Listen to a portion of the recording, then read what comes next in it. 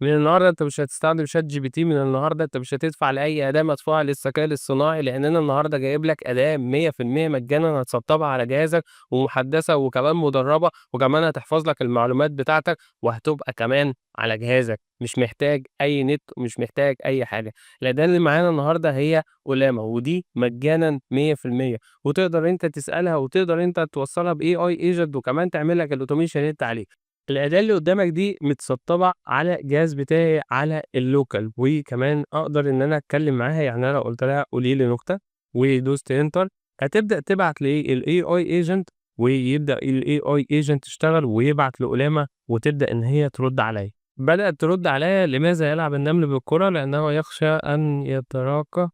هل أعجبتك النكتة؟ هل تريد؟ ما علينا، بس هو كده شغال الحمد لله. لو عايز تعرف أكتر عن تفاصيل الأداة اكتب لي بس كلمة تامة وهابعت لك الscript وابعت لك الشرح مجانا. يا أهلا بيكم من جديد، ويالّا بينا نبدأ الفيديو. يا أهلا بيكم من جديد، معاكم مروان خليل من N بالعربي. النهارده بإذن ربنا هنتكلم على موضوع مهم جدًا، إزاي تعمل أداة مجانية بالذكاء الاصطناعي يقدر إن هو يaccess على الأدوات بتاعتك، وكمان تتكلم معاه وهو يتكلم معاك، ومش محتاج كمان إن أنت يبقى ليه علاقة بالإنترنت، لأ، لأن هو متسطب already على جهازك. تعالوا أول حاجة نعرف إيه الأداة دي. الأداة دي هي أولامة Chat Model، ودي أداة مجانية 100% تمامًا. تقدر أنت تنزّلها من موقع أولامة، يعني لو كتبت هنا أهوّة أولامة وهاخش على أول لينك وتبدأ إن أنت تنزّلها، هتدوس على كلمة download وتبدأ تنزّلها زي ما أنا منزّلها وتسطّبها على جهازك. وبعد ما تسطّبها تبدأ تخش على كلمة model، والmodel دي عندك DeepSeek بقى تقدر أنت تنزّله، عندك حاجة اسمها Gemma، في Qwen، وفي عندك كذا نوع من أنواع الذكاءات.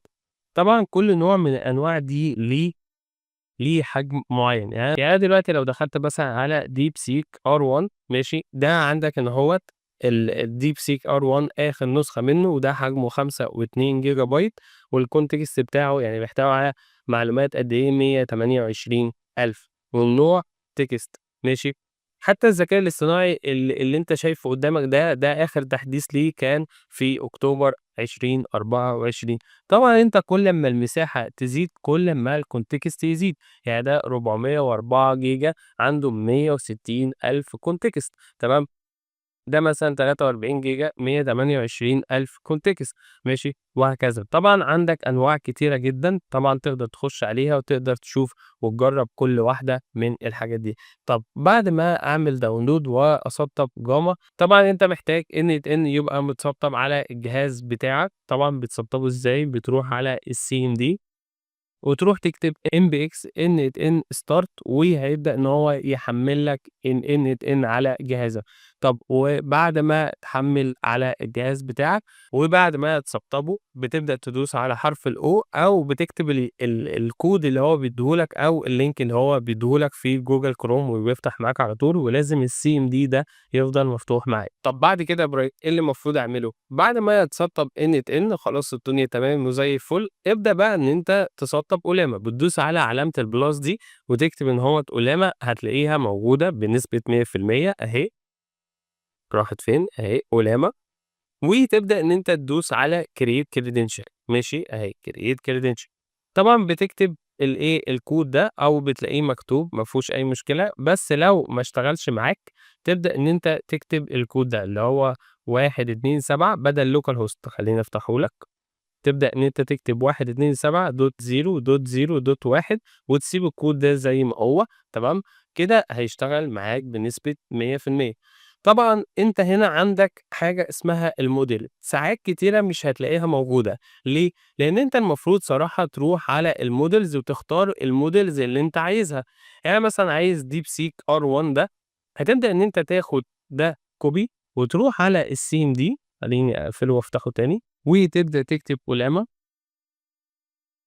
بول، يعني اسحب وتروح تقول له DeepSeek R1 Enter، هتلاقيه بدأ إن هو يحمّل معاك أهو زي ما أنت شايف 5.2 جيجا، زي ما أنت شايف كده 5.2 جيجا.